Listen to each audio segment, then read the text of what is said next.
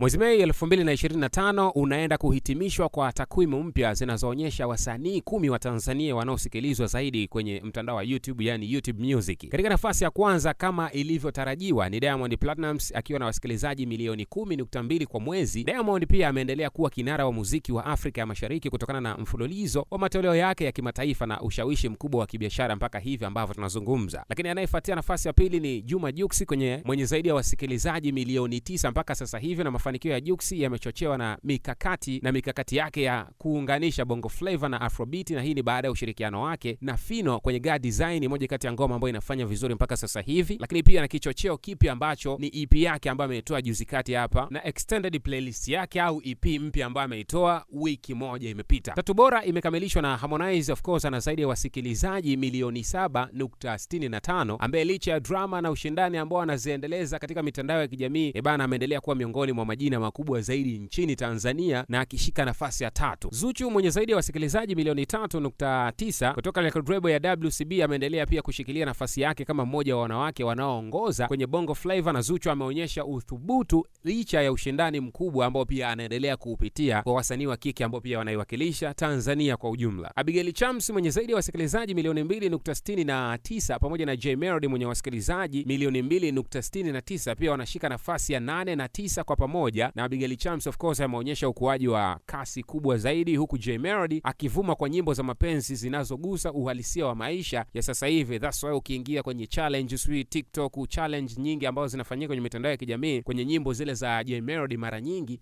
amekuja kuonesha uhalisia wa vile vitu anavyoviimba ndivyo ambavyo vinatokea kwenye maisha ya mahusiano ya wafuasi wake. Lakini si hicho tu kwa upande wa Jay Melody, tukijumuisha pamoja na album yake mpya inayoitwa Addiction, of course imekuja kuzindua tena usikilizwaji mpya wa Jay Melody, na Alikiba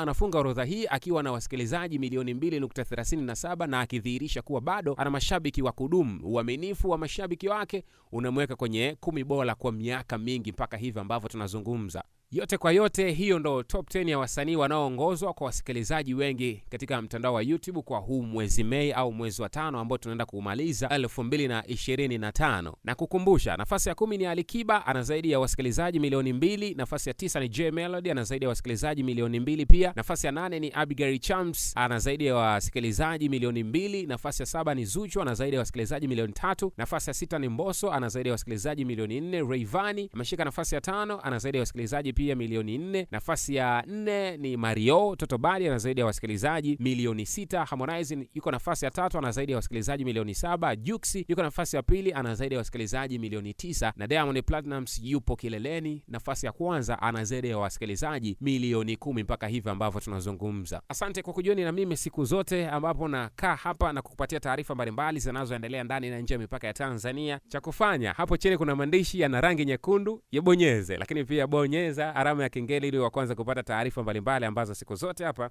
Mon himself mvuva burudani na zidondosha hapa.